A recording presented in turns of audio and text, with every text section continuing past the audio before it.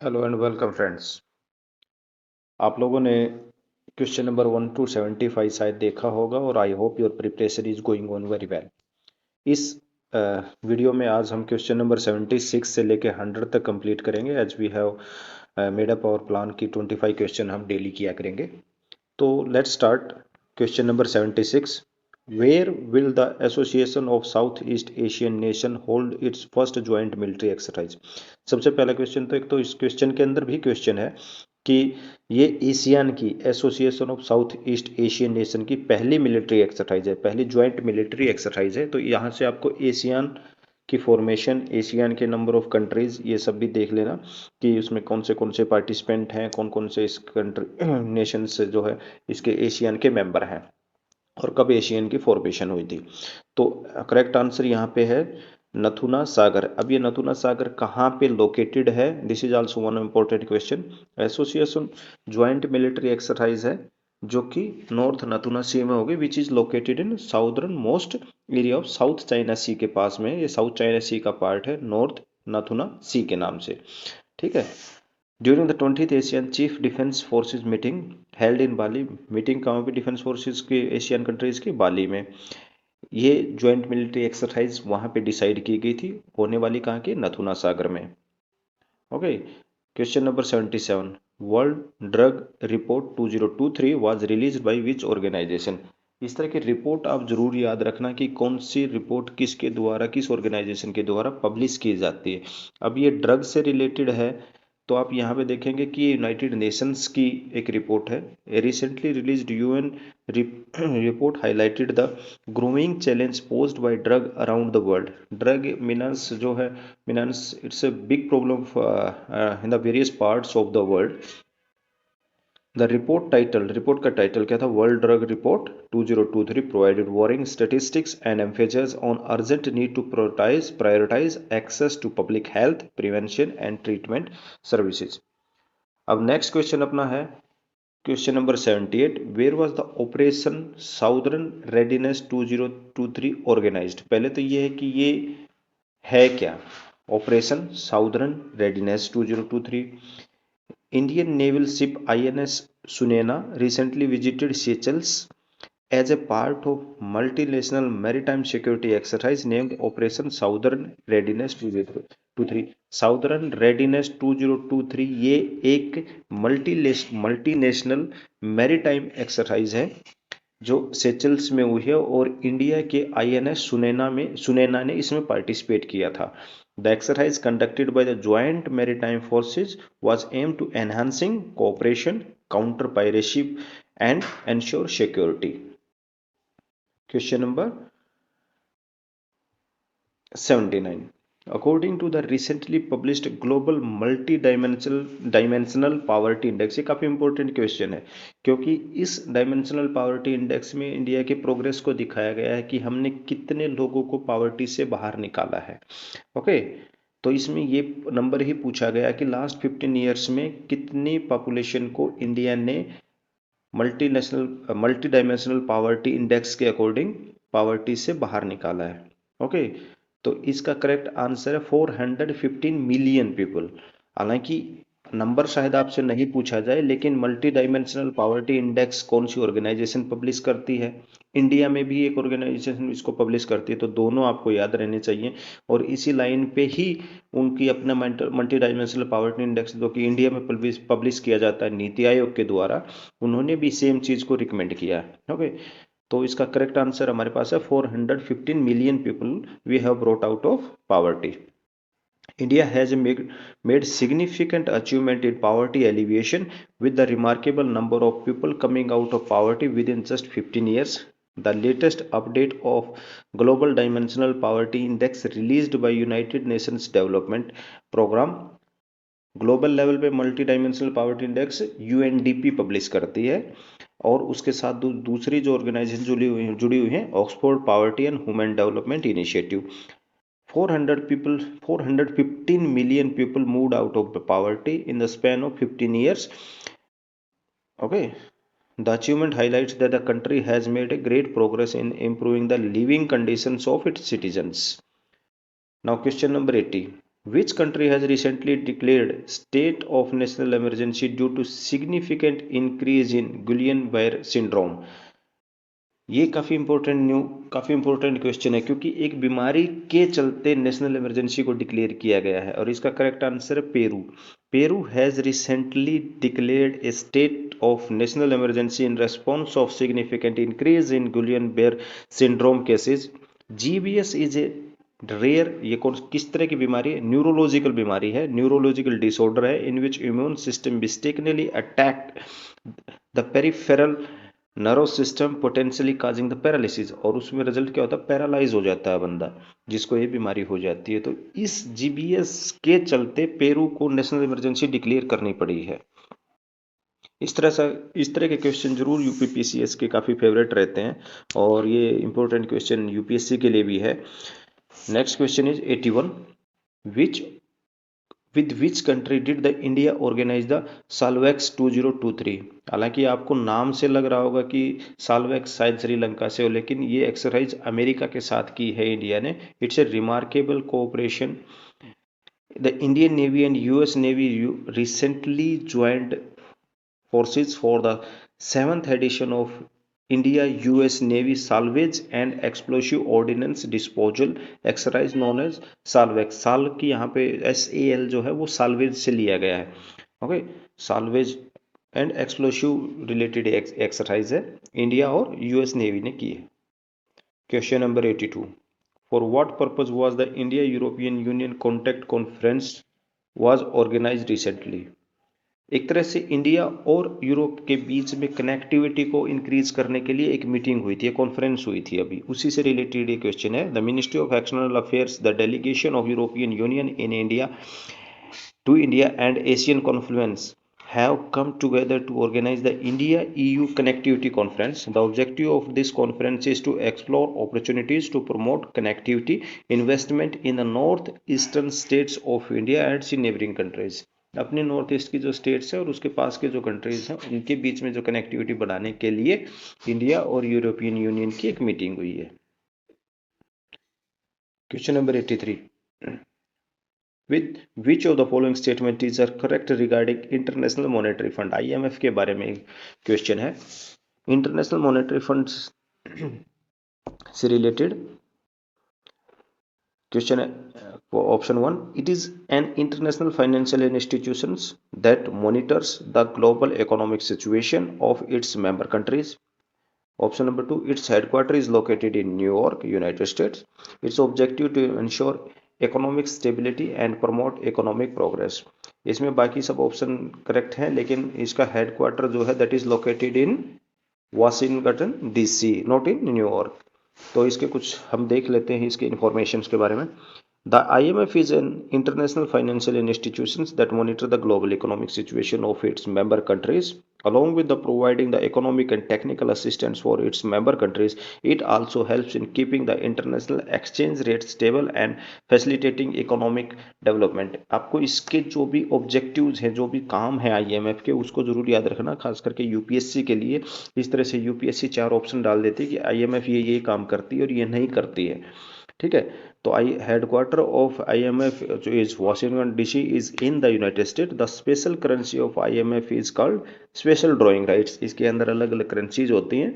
The objective of IMF is to ensure economic stability, promote economic progress, reduce poverty, create new employment opportunity as well as facilitating international trade.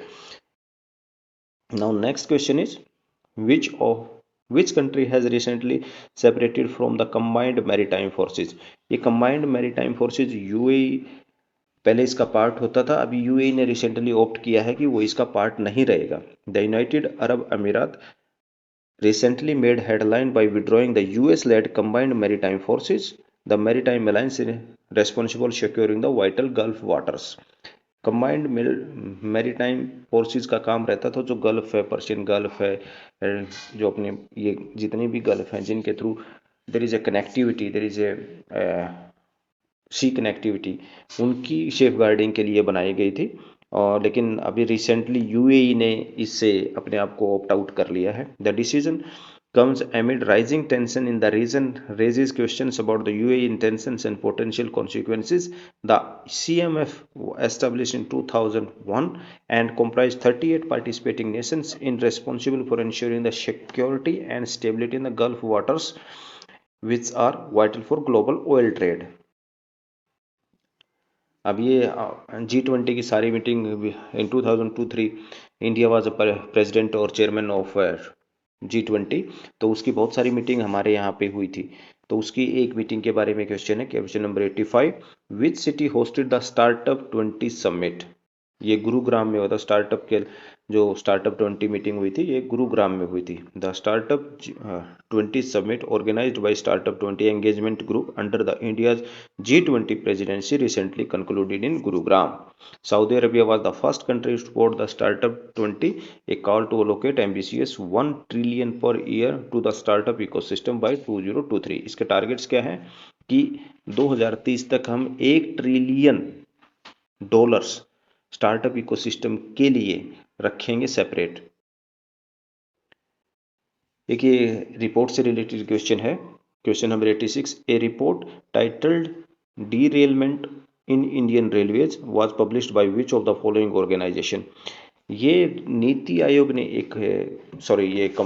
CAG ने ये report publish की है, CAG controller and auditor general, उन्होंने ये report publish की railway से related और खास करके रेलवे सेफ्टी को लेके। A report titled Derailment in Indian Railways was released by Comptroller and Auditor General of India. The report identified several deficiencies and provided several recommendations to improve the railway safeties. Question number 87. The founding meeting of L20, L यहाँ पे किसके लिए, L stands for labor. Okay, L20 established under G20 was held at which of the following places. यहाँ ये हुई थी अभी पटना में। Okay, the correct answer for this is a. The 2-day L20 summit was organized under G20 in Patna, in the capital of Bihar, from the 21st June to 23rd June. Okay, यहाँ पे सिर्फ ये याद रखना है कि L20 किसके लिए है, ये लेबर 20 के लिए, G20 के अंडर में है। इसकी मीटिंग कहाँ पे हुई थी, इसकी मीटिंग हुई थी पटना में, और इसका टॉपिक क्या था, the universal social security and women and future of the work. Okay, ये इसका वो था।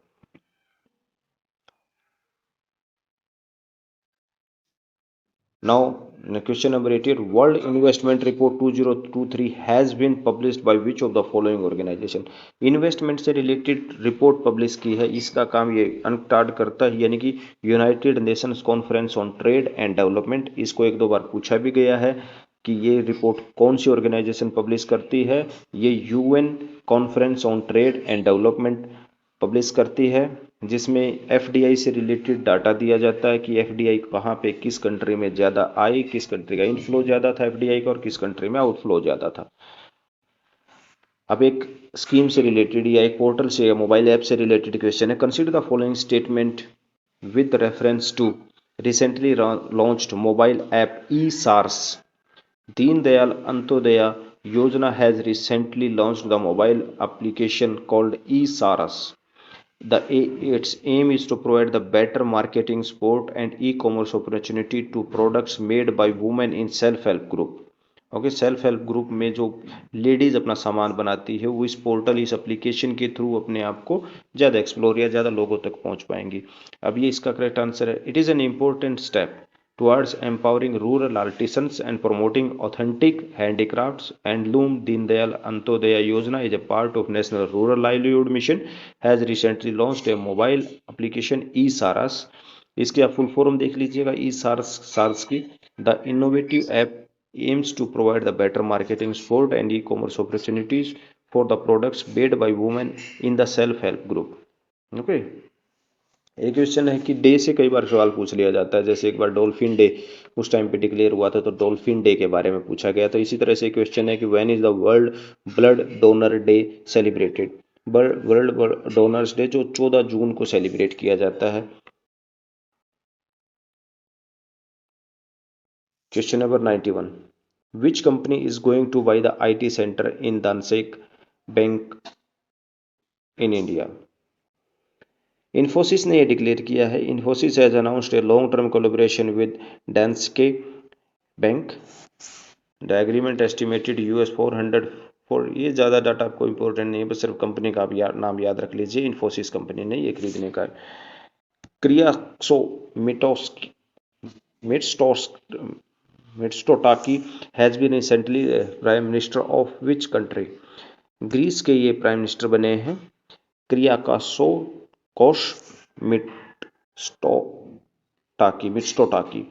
क्रियाकोस मिट्सोटाकी, इन्होंने अभी प्राइम मिनिस्टर बने हैं ग्रीस के। एक बार प्राइम मिनिस्टर्स के बारे में भी एक बार क्वेश्चन पूछा गया था कि ये रिसेंटली कौन से कंट्री के प्राइम मिनिस्टर बने हैं, कि नाम दिया गया था, तो इस तरह से आप नाम याद रख लीजिएगा। He is a new prime minister of Greece. Question number 93. An important multilateral exercise named तरंग शक्ति will be conducted by which of the following? तरंग शक्ति एक्सरसाइज है जो कि एयरफोर्स की एक्सरसाइज है, इंडियन एयरफोर्स की तरंग एक्सरसाइज। ओके, इसमें the aim of the exercise to enhance the military cooperation with the air forces of 12 countries. अब इसके ऑब्जेक्टिव क्या है, अलग अलग 12 कंट्रीज के साथ अपना कोऑपरेशन बढ़ाने के लिए इंडियन एयरफोर्स इस एक्सरसाइज को कर रही है। अब एक माउंटेन है, question number 94. Utha mountains which were seen in the news for watermelon snow is located in which country?